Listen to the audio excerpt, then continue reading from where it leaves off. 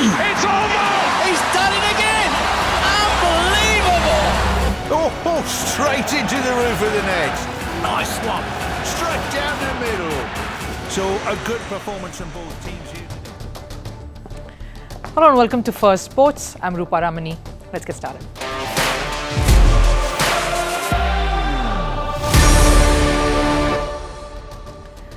Right on the show, Pakistan cricket's troubles don't seem to end. The ICC event that they're very keenly waiting to host next year, the Champions Trophy, is entering rocky waters with India set to deny travelling to the country yet again.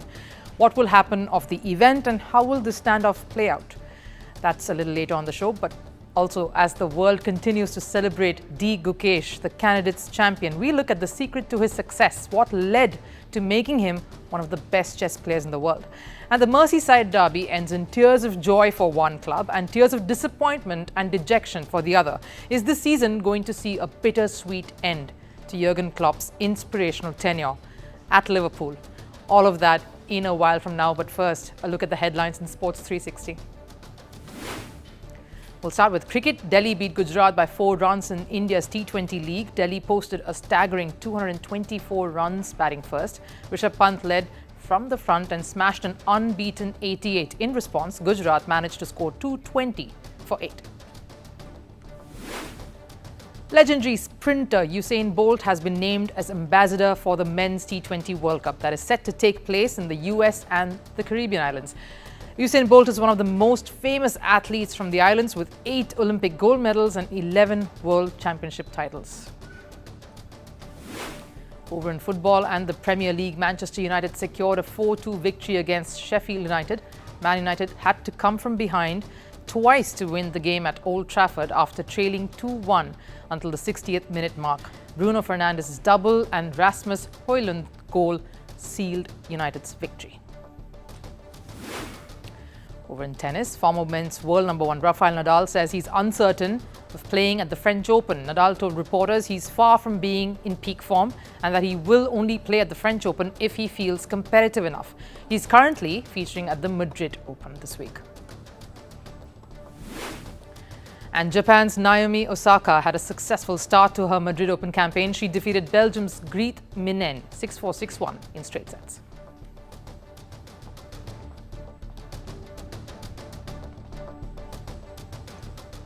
All right, Pakistan cricket is already facing a massive test. Babar Azam is at the helm once again, and they are playing New Zealand at home in a T20 series. Sort of a preliminary test before the T20 World Cup. There isn't much time to make too many changes here on, and this is the squad that needs to sharpen its skills in time for another World Cup. In fact, I'm sure some of them are still hurting from the last World Cup and what that brought with it for Pakistan cricket. Complete overhaul of the PCB, the board, the coaching staff, the selection committee and even the skipper. But now, after a huge U-turn, there's hope of stability, a hope alone, but matters outside of the team are continuing to plague Pakistan cricket. The Champions Trophy could be next year and a while away. But Pakistan's hopes of conducting this mega event hangs in the balance. It's okay. It's very shaky ground right now and it involves India. What do I mean? Any ICC event in Pakistan means India travelling to Pakistan. That means alarm bells, problem and backup plans. Pakistan may hope all they want. The fans of cricket in Pakistan may hope all they want. But involving India is a matter that has a foregone conclusion in that it won't happen.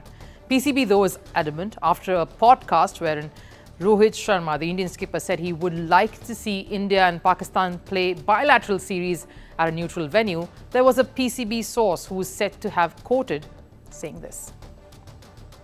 Our target right now is to host the Champions Trophy and first let India come for the tournament. Right now, till the CT, there is no slot available as our team has a packed itinerary. Once they come here first, then we can look at any proposal whenever it comes before us. They say play Champions Trophy first and at home and we can think of anything else. Again, very, very ambitious because we know Pakistan is keen on Champions Trophy being hosted by them in 2025 without any glitches. We are confident we will host the Champions Trophy on schedule in Pakistan. Plans have been drawn up and work will begin soon on these 3 stadiums to give the fans the best experience of watching the matches at the venues. Very confident board, but for that to happen, you need India to be there. Let's face it, any ICC event thrives most on one team's presence when it comes to the views, the fans, the stadiums being full and the engagement and excitement level being high. That's India. They have the most following, so that brings in the numbers, thanks to also the population and presence of Indian cricket fans all over the world. So that means India's presence is key to any ICC event taking off. Then of course comes India versus Pakistan, a mega draw, more eyeballs, biggest attraction. It is the battle that is nothing short of a war, and that's what gets most engagement too on all fronts, whether it's the broadcasters, the ticketing, sales, marketing, the works. Pakistan wants that for their Champions Trophy, an event that they are hosting for the first time, an ICC event that's coming to them, to their country for the first time since the World Cup was hosted in 1996. That's of course before all things went south and Pakistan cricket and Pakistan became a no-host zone. Even though things look like they are returning to normal, the political relationship between the two countries, India and Pakistan, when it comes to hosting bilaterals or even playing each other in Pakistan is not.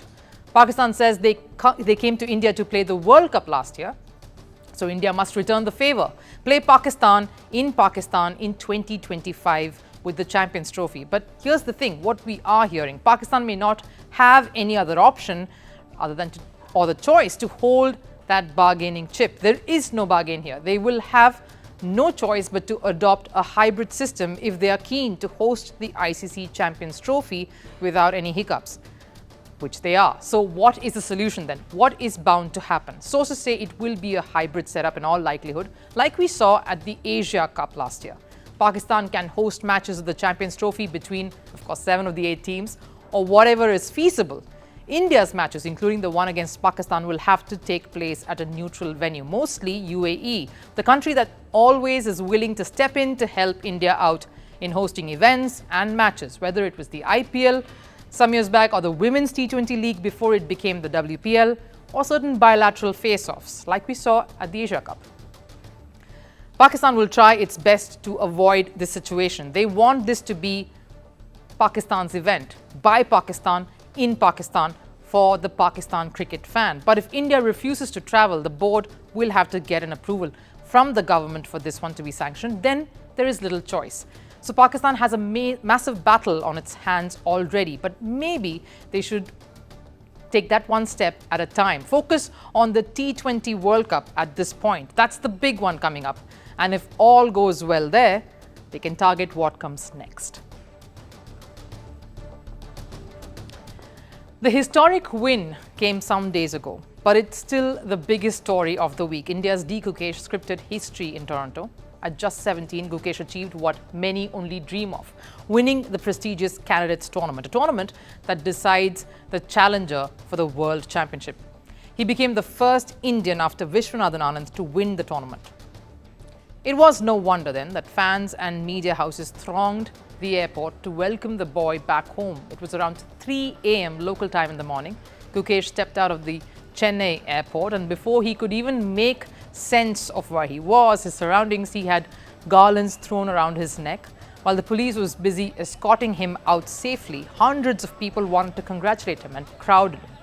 A teenager being welcomed this way is a rare sight. A chess player receiving such adulation, much rarer still. The only other time was when Pragyananda came back as runner-up at the FIDE World Cup. If Pragyananda got the country excited about chess once again, Gukesh has made this country realize there is immense talent in here, and he too is leading the way.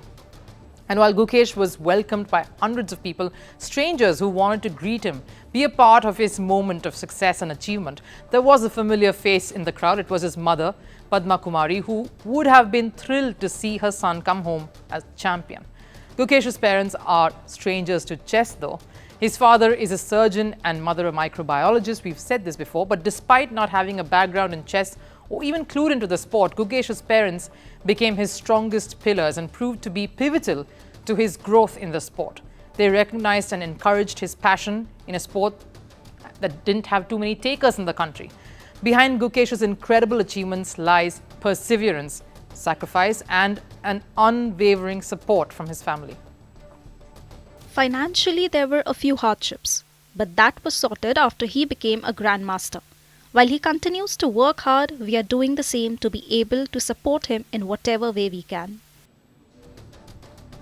Despite facing financial struggles, like she says, Gukesh's parents ensured he had access to training, to tournaments, and the opportunities to excel. Gukesh stopped attending school full-time after class 4 to focus on chess alone. It was a brave move, but one that his parents fully endorsed, and that made the difference. Children are as brave as they see their parents to be and grow up to be bold when they are encouraged to be so by their families, the people they look up to. Because what followed when Gukesh quit classes was that his father, Rajnikant, a surgeon, quit his practice. What was the need, you may ask? Why did he do that? It isn't easy to raise a champion. A parent can always encourage, motivate, and give their children the freedom to go ahead and try to achieve their dreams. But for Gukesh to become a champion, he needed the support, the constant support of a parent being there by his side, guiding him, traveling with him, and just taking him through what would be his biggest test.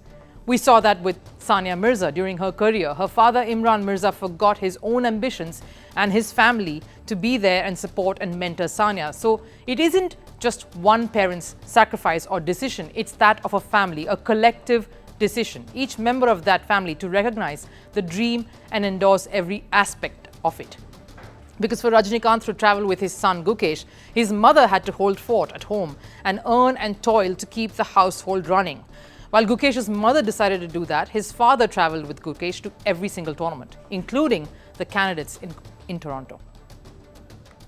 Gukesh's father is the one who has helped him reach this level, starting from the very small steps. As a doctor, to give up his whole career is the biggest sacrifice a father can make, especially after settling down, given that you have to overcome a lot of challenges to become a doctor. He has stopped practicing his profession for the last 7 to 8 years and has done whatever he can for Gukesh. And their collective sacrifices paid off. Gukesh's triumph at the candidates tournament is not just a victory for him, but for his whole family.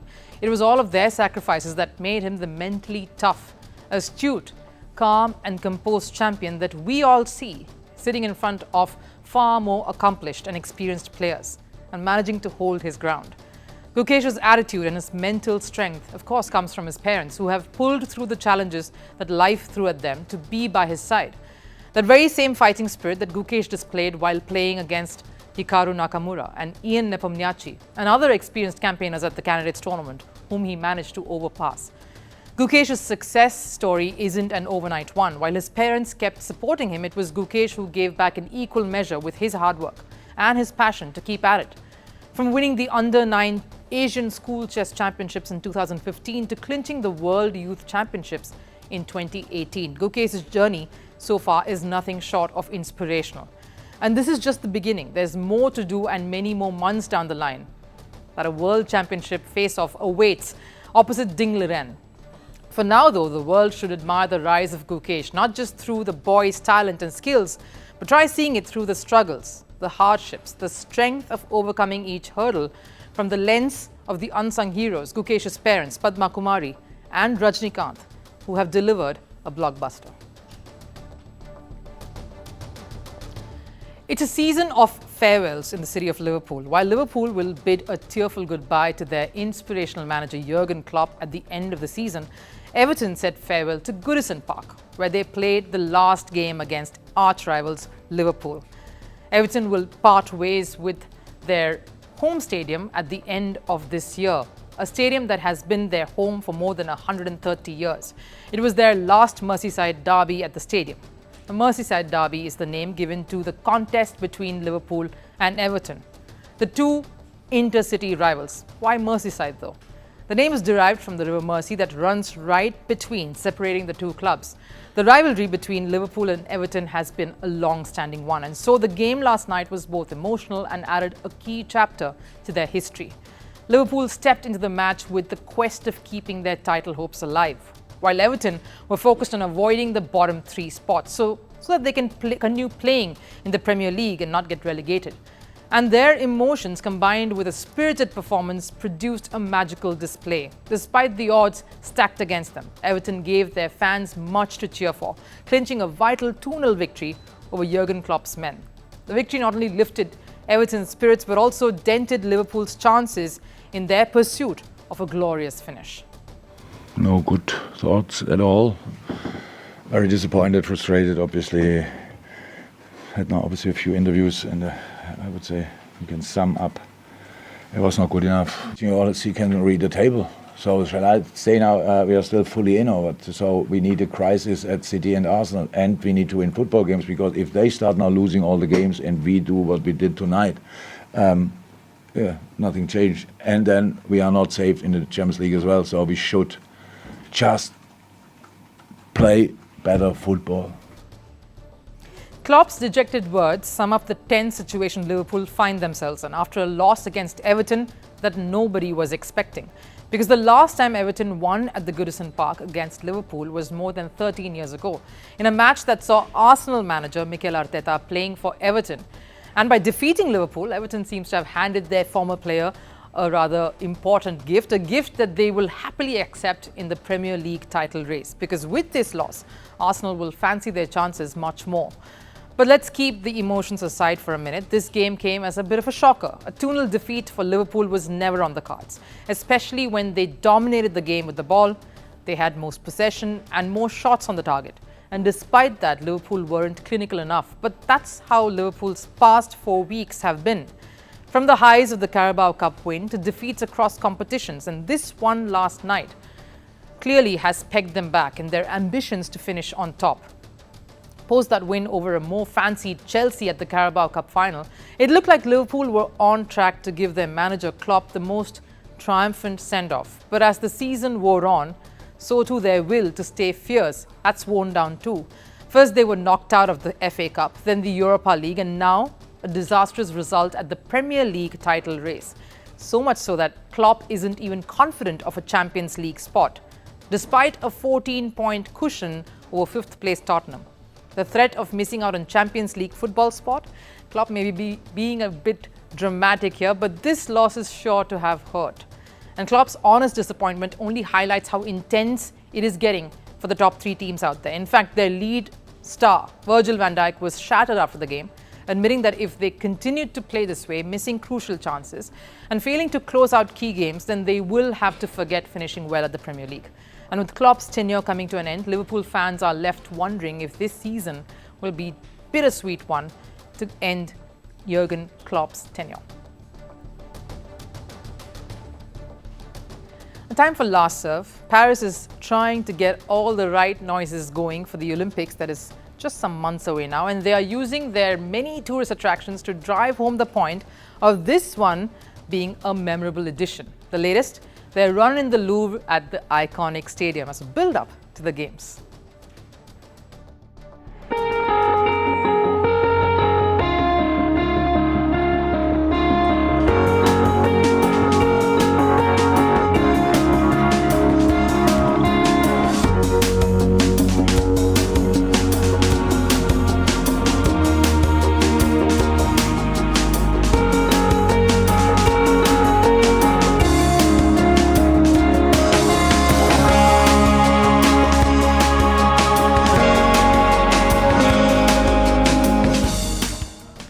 That wraps up Firstpost here today, but do not miss an exclusive interview that's coming your way on Firstpost. This is with Mike Hesson on Royal Challengers Bengaluru disappointing run this season. Don't miss that one.